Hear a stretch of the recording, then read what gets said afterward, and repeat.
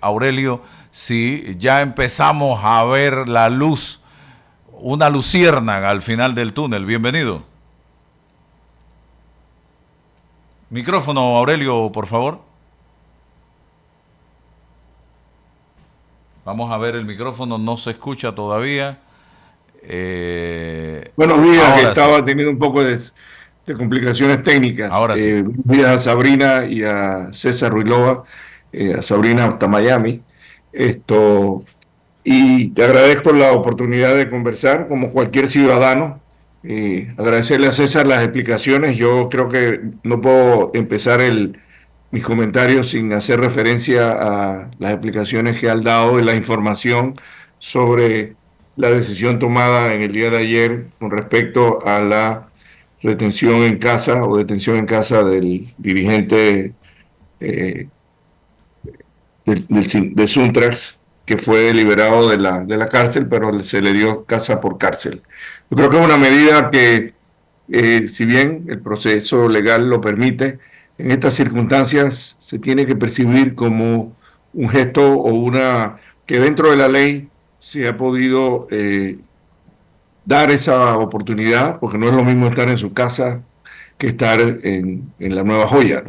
Así es que, bueno, es una decisión que considero positiva, y que mientras llega el proceso, eso se irá avanzando. La ley tiene que ser igual para todos y todos los ciudadanos tenemos que asumir las responsabilidades y defender nuestros derechos. Somos inocentes hasta que se pruebe lo contrario. Eh, Ok, Álvaro, háblame todos de los ti, Álvaro. ciudadanos estamos preocupados por lo que está pasando en el país. Pero ya, digo, estar preocupados no resuelve nada. Y yo siento que la mayoría silente eh, observa, se preocupa, pero no dejamos de tomar decisiones o colaborar en la búsqueda de esas soluciones. Yo creo que las posiciones se han encrispado, se han polarizado.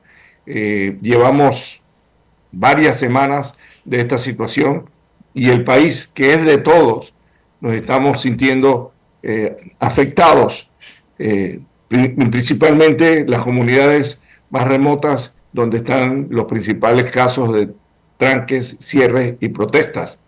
Está afectando a nivel nacional a los estudiantes. Eh, sí, es una decisión tomada por los educadores, y que, si bien hay que buscar puentes de comunicación, encuentros de conversación para ver cuál es la solución, todos debemos aportar. Yo siento que, como van las cosas, el Ejecutivo ha estado asumiendo una posición, no ha podido resolverlo, a pesar de que ha enviado a la comunidad de Boca del Toro, en el caso específico, un equipo de sus representantes, y no ha habido marcha adelante, ha habido conversaciones. Entiendo que también hay gestiones y los dirigentes y manifestantes de Boca del Toro se han acercado a la Asamblea Nacional para poder establecer un puente de comunicación. Entiendo que ha habido respuestas positivas en cuanto a que por ese camino se puedan conversar temas relacionados con la ley 45. Si eso es así, eso sería un buen paso adelante para abrir el compás y encontrar una vía de atenuar las circunstancias que hoy día tenemos en Bocas del Toro. Pero el problema no es solo Bocas del Toro, hay problemas en las diferentes provincias, en Darién ahora mismo, también en Santiago, en la ciudad de Panamá. Pero creo que llegó el momento en que nosotros debemos, como escribí ayer en un X o tweet, empinarnos sobre nuestras diferencias, que son muchas. No todos estamos de acuerdo en todo, y todos cometemos errores.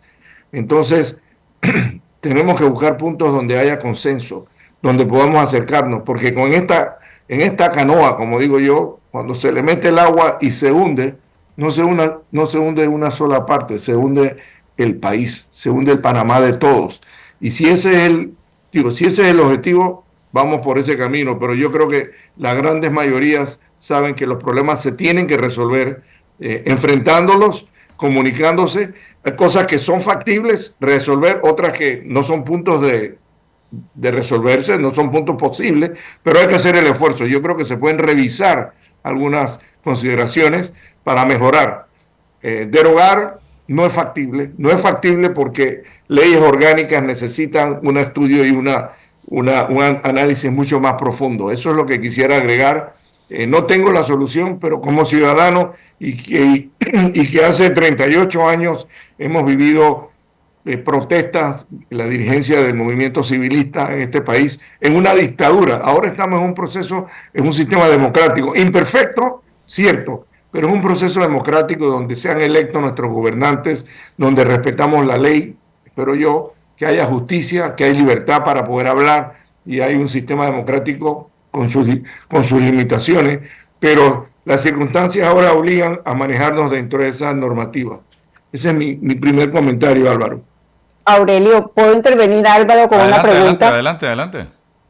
Sí, hablando de cuidar nuestra democracia y de solucionar los problemas de la democracia con más democracia, ¿cuál es tu opinión sobre las propuestas de revisión de la ley 462 que han hecho dos grupos de diputados en la Asamblea? Esas propuestas ya tienen más de 2 o 3 semanas.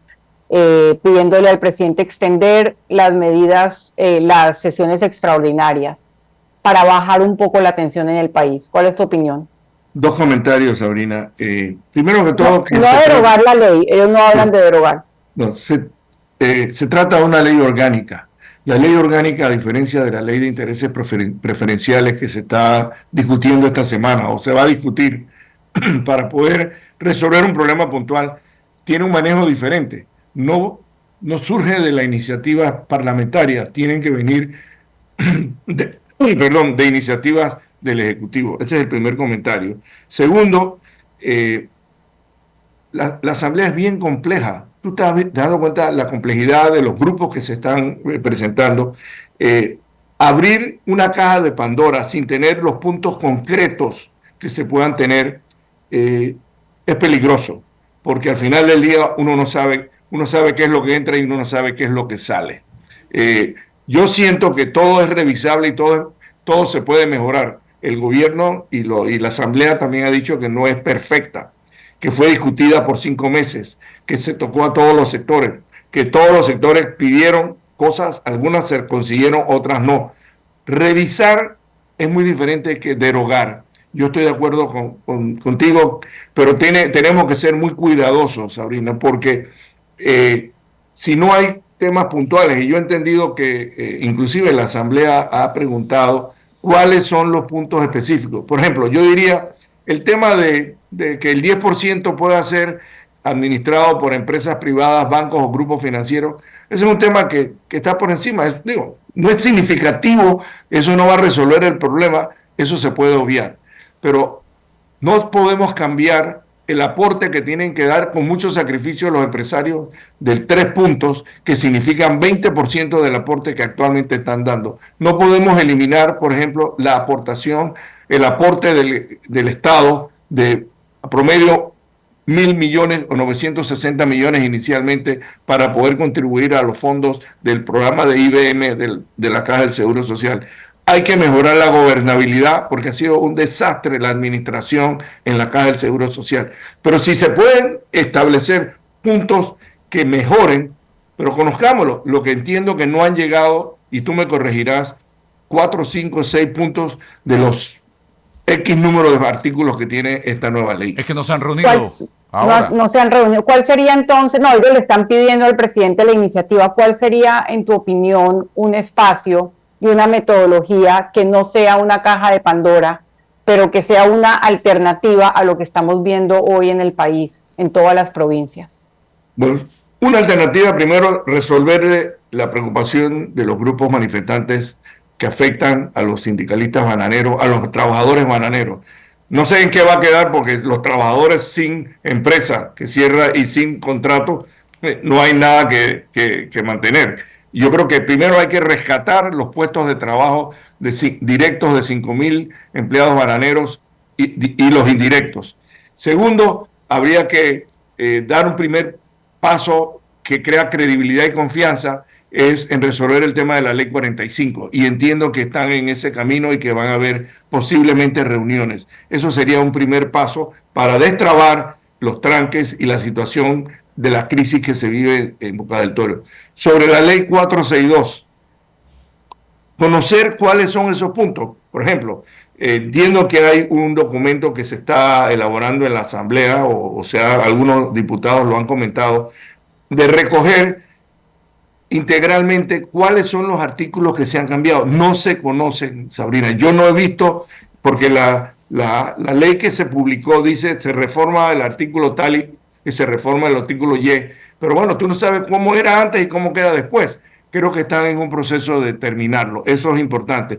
Y sentarse con un grupo y decir, bueno, expliquémoslo. Si demoró 5 meses la discusión, no esperemos que en una semana se vaya, antes de que empiecen las sesiones ordinarias, se vaya a resolver ese tema de la ley. Sí, se ha planteado, pero tú le preguntas a mucha gente y la respuesta es que se cambió la edad de jubilación. Tú sabes que no se ha cambiado la edad de jubilación. Es cierto que hay desinformación, pero en mi análisis no es solamente la ley 462 lo que tiene al país como lo tiene, porque inmediatamente después de reformada la ley se abrió, es así, pienso yo, caja de Pandora, el tema de la reactivación de la mina, y el presidente dijo abiertamente que buscaría la fórmula creativa que no hemos conocido para que no pase por la Asamblea. Y eso también coincidió con la firma de 3 documentos con los Estados Unidos que muchos grupos políticos, y no solamente grupos políticos, abogados internacionalistas como Alonso Illueca consideran que van en contra, Julio Linares consideran que irían en contra del Tratado de Neutralidad y la Constitución. O sea, son varios temas juntos donde personas, grupos intelectuales, expertos que piensan distinto, no se han sentido incluidos. ¿Y tú crees que las protestas alrededor del país son solamente por la ley o crees que es el sancocho de temas que se han traído juntos, que han coincidido? Yo te voy a agregar algunos más en este sancocho y otros ingredientes. El tema de la corrupción, el tema del mal manejo de los fondos públicos, el tema de las botellas, el tema de que no se hace justicia igual, el tema del expresidente que salió con una demanda y un caso que se fue a Colombia, que era la mejor alternativa, yo no sé, que era improcedente que una persona condenada pueda salir libremente porque se siente una persecución política. Aquí cualquiera puede sentir que tiene un caso y un fallo y una demanda y se siente que es una persecución política para que obviar el cumplimiento de la condena. Entonces, todo eso va acumulando, y no solamente en estos meses de este nuevo gobierno. Nosotros tenemos una deuda de varios gobiernos hacia atrás que no han cumplido con su deber, y esa acumulación va creando presión, va creando resentimiento, va creando sentimientos de odio, de rabia. Hay desempleo, no hay recursos en el Estado, no hemos generado inversiones como se deben. Todo eso agrégalo. Está el proyecto del embalse del Río Indio también, para agregarte otro más, Sabrina. Así es. Yo creo que tenemos problemas serios en el país, pero no lo vamos a resolver el país con las circunstancias que estamos viviendo en este momento. Sí hay que conversar, sí hay que plantear. Yo diría que hay opiniones a favor y en contra en relación con la mina. Yo diría que hay opiniones a favor y en contra con relación a la necesidad del agua por el embalse. Yo creo que hay temas relacionados con el MOU, el memorando de entendimiento, que deben aclararse, que están más allá de nuestra comprensión o están más allá de nuestra solución porque tienen que ver con un gobierno extranjero. Pero lo que pido en este momento es que tengamos la voluntad de escucharnos, de entender que las soluciones no son esta confrontación puede pasar a una situación violenta, y eso no es lo que necesitamos en el país. Entonces, ¿cómo vamos desarmando esa situación? Bueno, tenemos que en las conversaciones hay que ceder. Me explico, tú no puedes sentarte en una mesa o no puedes sentarte a conversar. Es que el diálogo a nosotros nos suena a penonomé. ¿Me explico? ¿Quién es el interlocutor válido en este momento? Puede ser el Consejo Ecuménico, donde está representado personas como amigos que conocemos, el obispo Murray, el rabino Kraselnik, el arzobispo Ulloa, todas estas personas que tienen más credibilidad que el común de los panameños en este momento, yo diría que pudieran ayudar. Y otros que tengan la facilidad de decir, hey, hagámoslo por Panamá. Aquí no estamos buscando una confrontación. ¿Qué es lo que queremos llevar? A una guerra fratricida donde nos tengamos que violentar y tener las consecuencias que no queremos y sabemos que nosotros podemos resolver nuestros problemas conversando. Estoy completamente de acuerdo con usted, Aurelio. Me encantó, me gustó muchísimo el planteamiento del Comité Ecuménico. Coincidió con una columna mía que decía exactamente lo mismo. A su juicio, ¿quién debe tomar la iniciativa para ese acercamiento? Los dos. Yo creo que unos solicitarlo y otros responderle positivamente. Y creo que están en esa dirección hace días en la posibilidad de tener una reunión a cortísimo plazo. No me quiero entrar en detalles y especulaciones, pero lo que te decía, Sabrina, y no me hables de usted porque yo soy más joven que tú, o por lo menos, y yo lo que te diría es que hay que buscar gente que pueda tener credibilidad y confianza. En el país no hay credibilidad en nada, no nos creemos, todos nos estamos, tenemos diferencias, sí, yo puedo no estar en acuerdo con algunas posiciones tuyas o la de Álvaro, pero ese no es el punto. Esa es la libertad y la democracia de poder conversar y decir, oye, creo que esto tiene otro enfoque. Ah, bueno, perfecto, yo te lo entiendo, pero y esa es la libertad del razonamiento y de la ideología de cada uno, de hacer un análisis en función de sus criterios y quizás corregirlos o quizás fundamentarlos, pero tenemos que buscar puntos de encuentro con interlocutores válidos, porque hay otros interlocutores que tienen otros intereses y esos son los que por algún momento dado puedan estar fomentando algunos otros movimientos para llegar a algunos objetivos que no son los mejores para el país. De acuerdo. Oiga, Aurelio, ¿cómo, si usted tuviera la oportunidad de darle un consejo hoy al mandatario, al presidente, que al mediodía se va a dirigir al país, usted que lo conoció en la época de la cruzada civilista, ¿qué consejo le daría para tratar de aliviar un poco la situación, de pacificar un poco el país? Y yo me refería precisamente al Evangelio de hoy, donde Jesús le decía a Pedro, pacifica las ovejas, pacifica los corderos, pastorea a las ovejas. ¿Qué le diría usted al presidente? Bueno, es muy difícil dar consejos cuando no te los pidan y segundo, que no creo que soy la persona más capaz, pero en aras de la conversación, yo creo que él, pero sí siento que es el presidente constitucional y aquí tenemos que respetar que en democracia fue electo con 34%, con el porcentaje que yo creo que hay la voluntad política, porque así como tuvo la decisión de tomar los toros, el toro por los cachos con el tema del seguro social, porque pudo obviarlo y hacerlo como hicieron los otros 3 gobiernos anteriores. Eso no es conmigo, pero eso no puede ser. Tú tienes una responsabilidad cuando asumes la presidencia de la República o el Ejecutivo. Yo siento que el presidente se le ha criticado de su forma de ser, de su forma tosca, de su forma agresiva.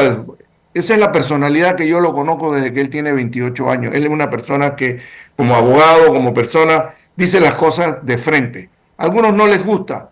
A veces nos quejamos de que ha habido presidentes que no hablan. Por lo menos este decidió hablar los jueves y crear situaciones los jueves, inclusive crearse adversarios innecesarios algunos jueves. Y él lo comprende. Todos cometemos errores.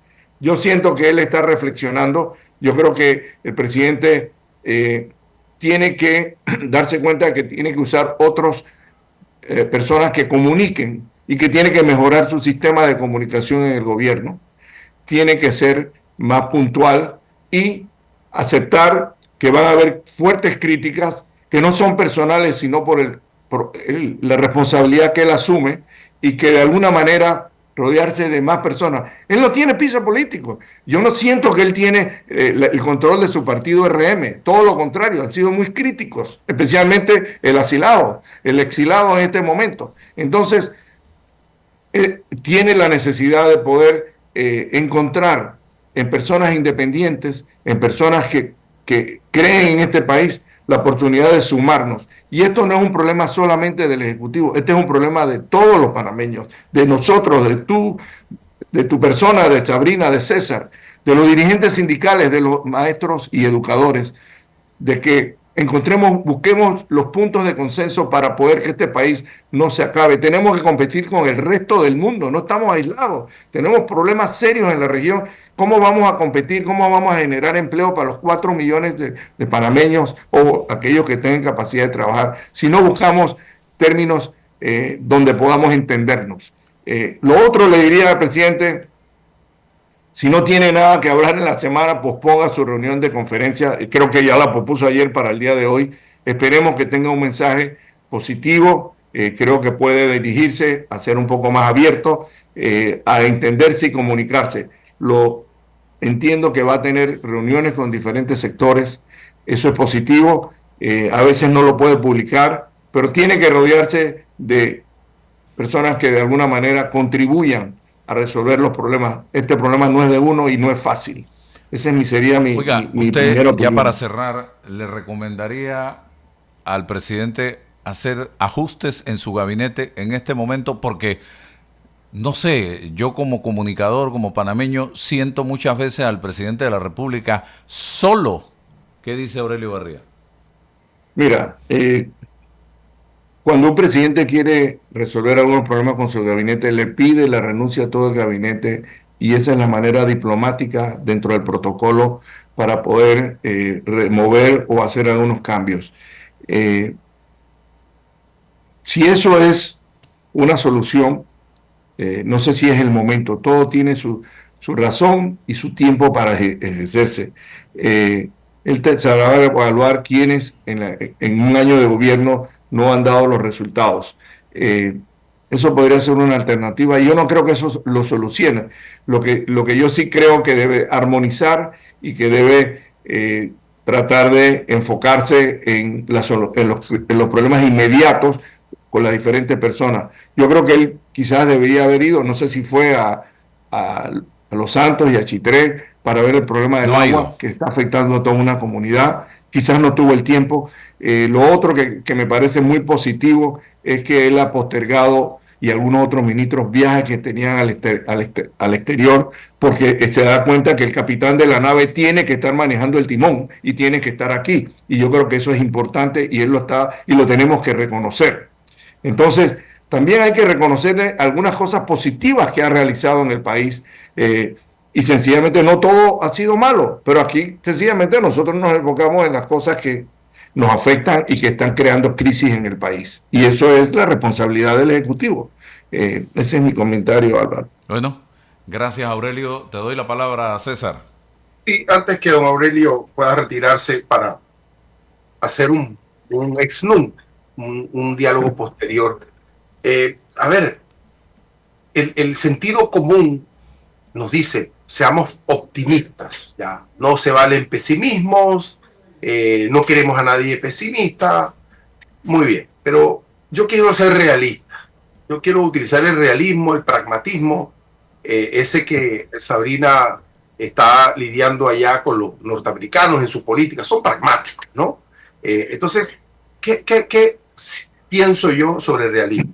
He encontrado un presidente dogmático, apegado a su idea, ¿no? Abrazado a la concepción de su política gubernamental, que no ha dado muestras hasta este momento de esa apertura, de la posibilidad de esa apertura, de que pueda replantearse conversando y dialogando sobre su política pública, que tiene un destinatario que le manifestó al país que es el gobernante de un sector del país y que el resto lo ha dejado silenciado.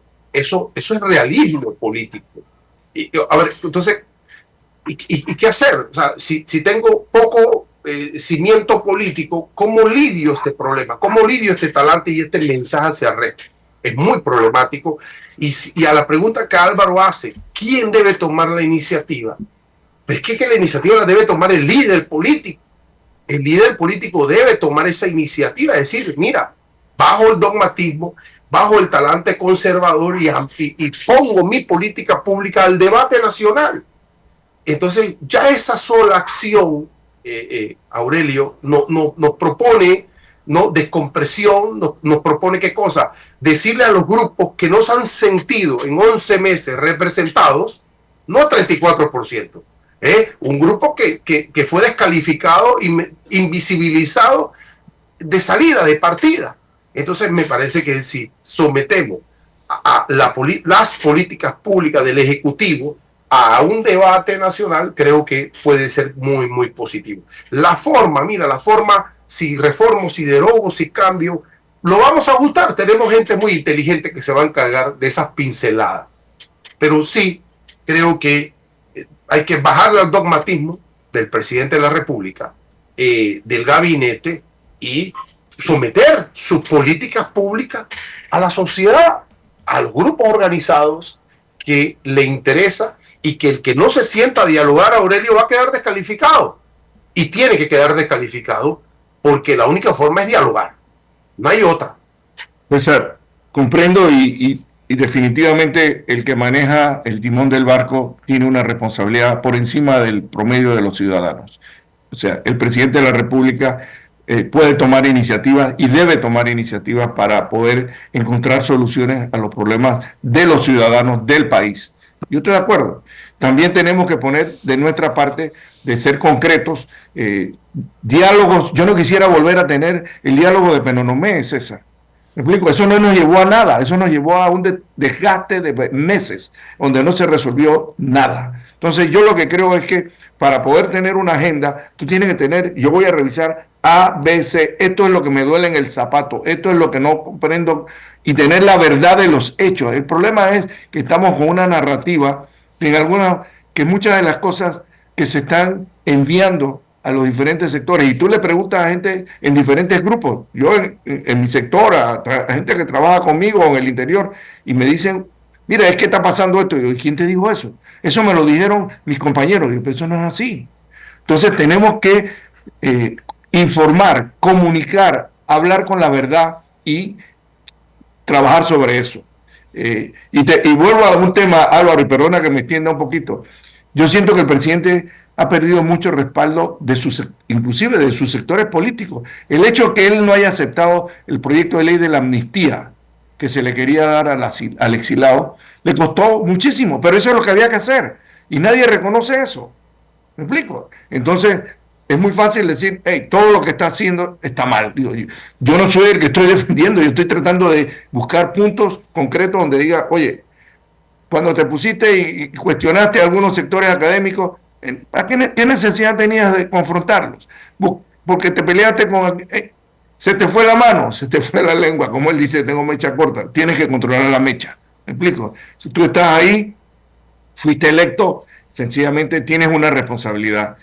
Y yo creo que él está asimilando los consejos y las recomendaciones que está escuchando en programas como este, en otras personas que de alguna manera le envían comunicación. Y él sabe que él tiene que trabajar, no con el 34%, tiene que trabajar con todos los panameños, porque hoy es el presidente constitucional de Panamá. Si hay algunos que están pensando que él debe renunciar antes de los 2 años para hacer unas nuevas elecciones, eso no puede ser. Él es un presidente que cree en la democracia. Luchamos juntos por la justicia, por la libertad y la democracia. Y yo sé que él cree en eso. Quizás tendrá su estilo, pero el que ha luchado desde muy temprano en esto y lo ha hecho, no puede obviar y desconocer los principios por los cuales luchaste en un momento de tu vida. Entonces, pero sí, hay que adaptarse, y yo estoy de acuerdo, César, que tiene que hacer algunas correcciones y lo debe estar haciendo. No es fácil hacerlas, pero tiene que tratar.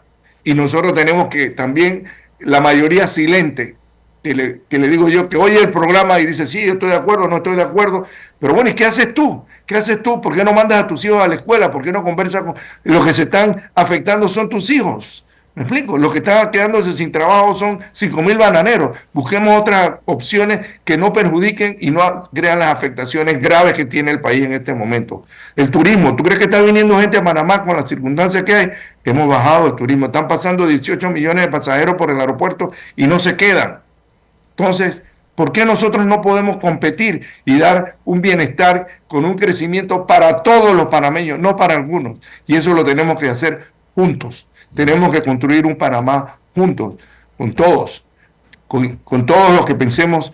No tenemos que pensar igual, pero tenemos que enfocarnos igual en nuestras decisiones y en nuestras consideraciones. Bueno, gracias Aurelio, gracias Sabrina, César. Ojalá hoy sea el día que se marque un antes y un después de esta crisis que estamos viviendo. Tengo fe y confianza en que eso puede pasar. Así que gracias. Vamos a Chiriquí, que tengo información desde allá. Adelante. Saludos.